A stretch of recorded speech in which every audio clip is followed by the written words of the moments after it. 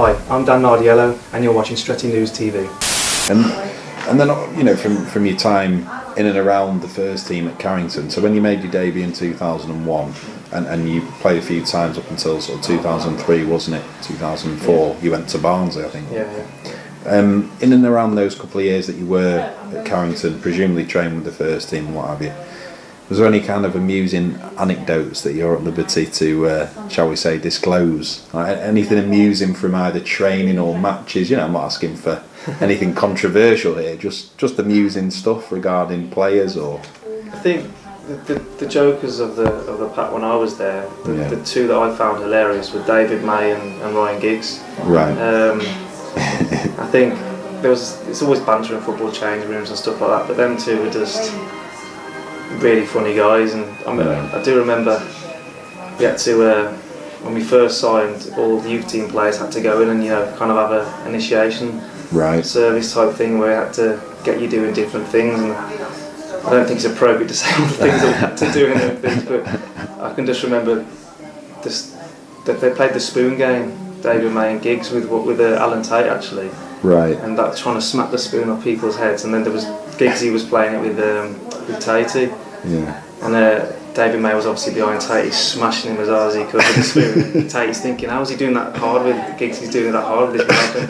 It took him about 20 times for him to click on because he's not the brightest Tatey, but there was a few things like that which was good. And I just think the banter in the football change room and stuff like that, it can be a bit cruel at times, but it is really funny. And I thought them two were the best.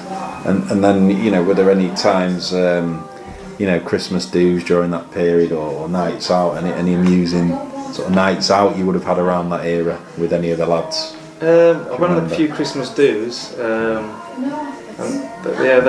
were interesting. I think I remember my first Christmas do. I think Dwight York had organised a few strippers, but none of the first team lads were up there with the strippers. They made all the youth and the reserve team players upstairs and all the first team players downstairs, and it was amusing. They got a couple of the young lads up on stage, and it was a bit, but it was all fun, and it was a good time. I really enjoyed it. Yeah, and then just sort of one last question really with regards to your time at United. The coaches, the youth team coaches that you played under, or the reserve team coaches, was there any that really stood out in your memory?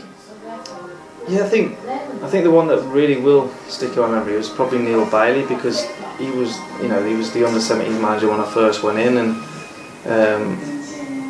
it was a bit of a shock to the system actually.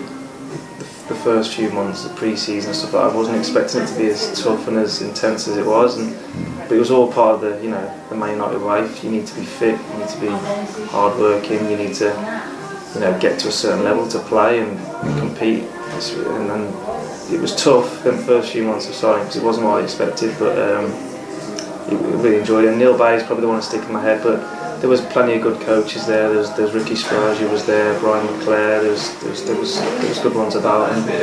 But I'd say Neil Bay just because he was the first one I ever had. Yeah, and any kind of, I don't know, any footballing advice or tips or anything really that any of the coaches imparted on you, even Fergie potentially, that's really stuck with you as you progressed through your career, even post United. Were there things that you learnt there as a footballer that have stuck with you? Yeah, definitely. I think just from watching the first team play, we were told to go to every single home game and watching the first team players and how they do. So I had to watch Dwight York, Andy Cole, Ruud van Nistelrooy, people like that. I had to watch them and come back to them, the coach Neil Bailey, and say, Ashley, what did you take from that game? What did you see Ruud van Nistelrooy do here and do there? And he'd kind of like talk you through your role as a striker, because I was a striker, and I think they did that all the way up. And you're constantly learning, and I remember actually one bit of advice I received off Teddy Sheringham. Right. He was brilliant actually, Teddy Sheringham. He always helped the youngsters, and he watched me play a reserve game once, and I scored a goal. And he complimented me on my goal and stuff, and he tried to help me on other areas of my game. he just spent 10-15 minutes with me just talking to me about certain areas of my game and how I could do this and how I could do that. And when a first team player takes the time to do that with you, it kind of sticks in your mind and you appreciate it. And I look to try and do the things he said in the following games and learn from it.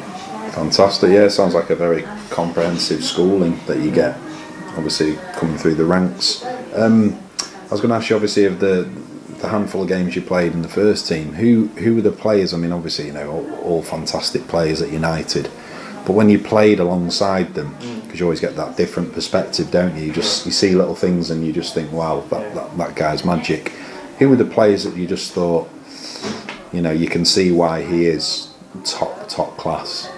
Was there anyone who stuck in your mind? Yeah, the one player who I'll say just amazing is Paul Scholes. He was just phenomenal. Everything he did was just brilliant. And yeah, like I wouldn't have thought I said that before I'd gone to Man United, and a lot of people ask me that, who was the best player you played with and stuff like that. But he is by far the best. He was just incredible. And I just loved watching with him and, you know, playing with him and watching him play. And he was just a great player.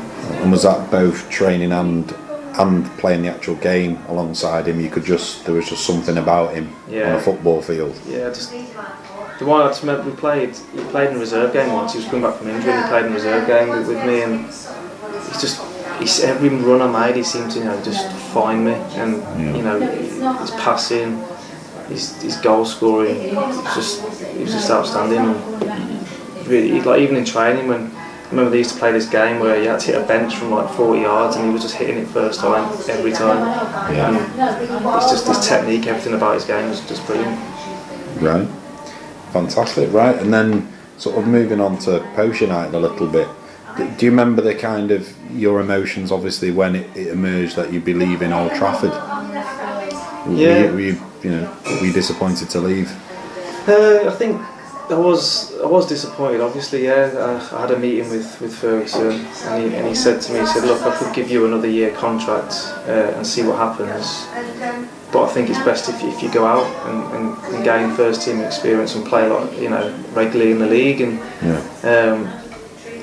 it was the best decision for me to go and do that. He gave me a chance in the first team. I had games, and that can never be taken away from me. But at the age of 23, I hadn't really played that many games, and had to go out really and play, you know, first team football on a regular basis. And I still remember it, and it was tough leaving, but it was also, you know, a new chapter of my career, and, you know, I had to move on and go and play regularly in the league. Yeah. And I was going to ask you, obviously, you played for Wales, didn't you? You played for Wales in 2007, and I think that was the same year that Giggsy retired from international football. Did you actually play alongside Giggsy in that game? Did he play that game? Yeah, I had 3 caps for Wales, and he was retiring when I had my call-up, so his last 2 games was my first ever call-up for my first 2. So it coincided perfectly. Yeah, like, played in his last but 1 game against New Zealand. Yeah. I can't remember if he won 2-1 or drew 2-2, and then his last game was actually against Czech Republic, I think it was. Right. I didn't get on the pitch of that game, but I was there when he was there, and he was the first person I spoke to when I got there, and you know, just asked how I was doing, and, you know, and this and that, and he helped me, you know, get into the, you know, involved with international players and stuff like that, and he was a great help, actually. Right, yeah, obviously because of the fact that you were acquaintances, you'd known each other at Old Trafford.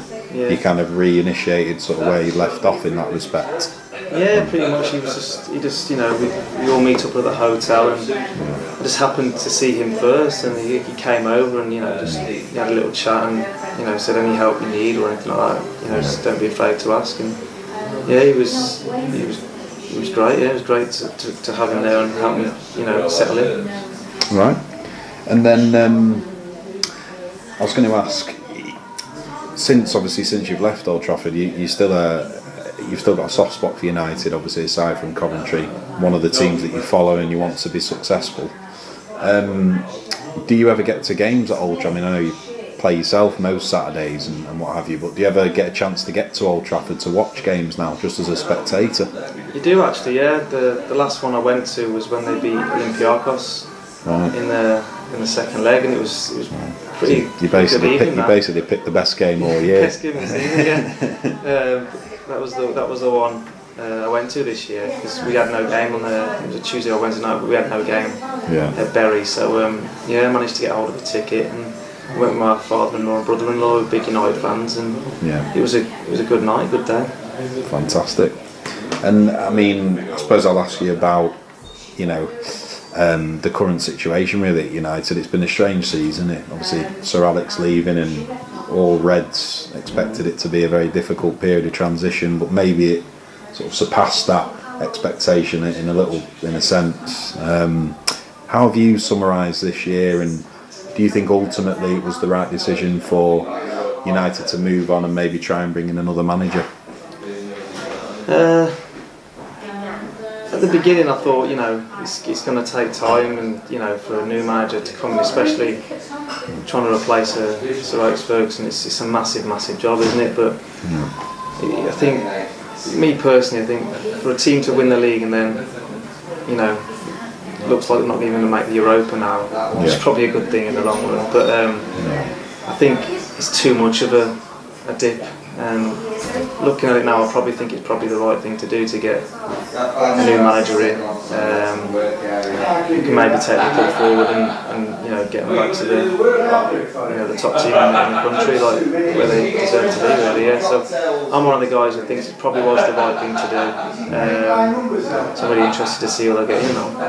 And do you think, obviously, I mean, I'd be interested to hear who you think the right man is in terms of managers, and then of course in terms of players that, I mean, I know every player and his dog is linked with United at some point when it comes to transfers, but in terms of world football, you're a footballer, you have that perceptive eye when you watch football on the telly.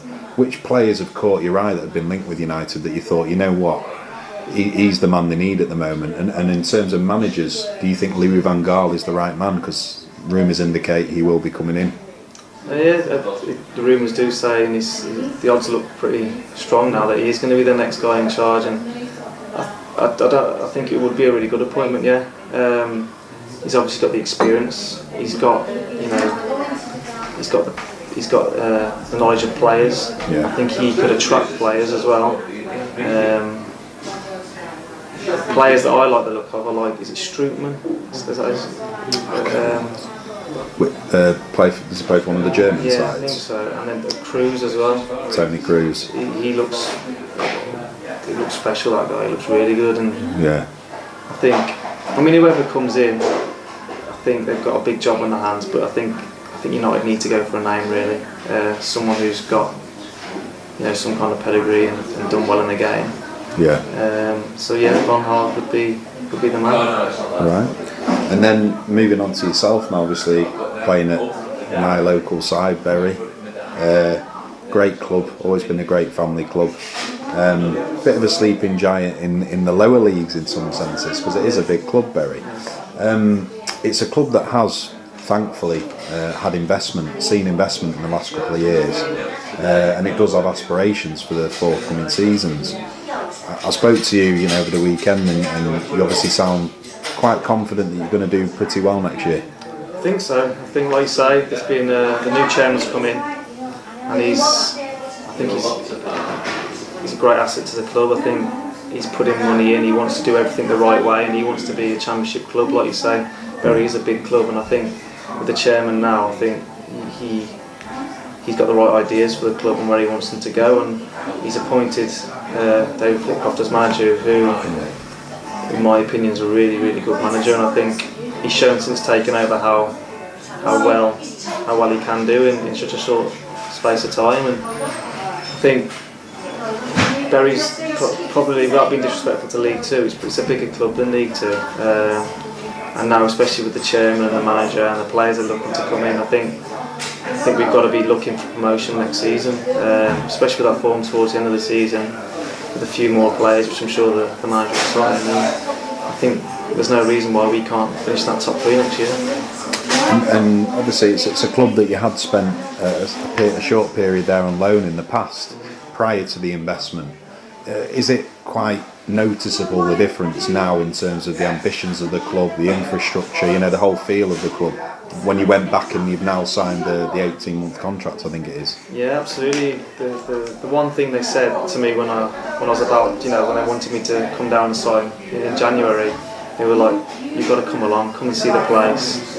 It's completely different to how it was when you were here last time." This is one of the coaches that I knew that was still there, and I went down and it was just a different club. Just the way it was run, the behind the scenes, just everything about it, and the plans they have for the future as well. When I went there the first time, I was injured at Blackpool and I needed some games to get fit, and it was great for me to go there and get the games, but it wouldn't really have been a club that I would have thought, definitely want to go and sign there, and they go in places. Whereas this time round, I came on loan initially in December, I think it was, and then when I went, had a look around the club, and then the new manager came in, said he wanted to sign me. I was like, yeah, definitely, it's definitely a club, going places, and hopefully we'll get that promotion place next year. Fantastic. I think I'll be having a little cheeky bet on that, Daniel.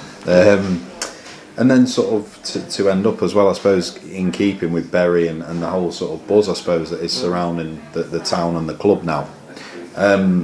Scott Quigg, Bury's own boxing world champion.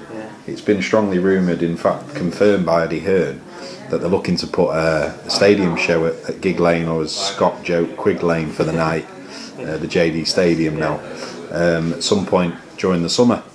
Do you think that'll be great for the club? And obviously, would you be looking to be ringside with your teammates? Oh, absolutely. If we can get if Bury can get a fight there, and Scott wants to have a fight there, I think it'd be great for the town, great for the club. I think and great for himself, obviously, because he's obviously a Bury fan, and I watched his last couple of fights, and he's something special. He looks really good. So it would be fantastic, actually, and I'd definitely be hoping for a freebie. If not, I'd be glad to sit by the ringside. Yeah. Right, fantastic. And I know Scott's trainer Joe is a lovely fella. I've done a few interviews with Joe. Shall I send you down to the gym for a bit of sparring with them over the summer to get fit? Yeah, I don't think boxing's my sport. I think I'll be knocked out before too long. But I've watched him, like I say, and I admire the work they do there. And he's looked something special. So yeah, that could be quite fun, actually. Fantastic. Well, really appreciate your time today, Daniel. No problem, thank you. Thanks a lot, mate. Yeah. And Dave Sexton succeeding him. So, I mean, what were your kind of abiding memories of playing under both those managers? Well, Tommy wasn't there that long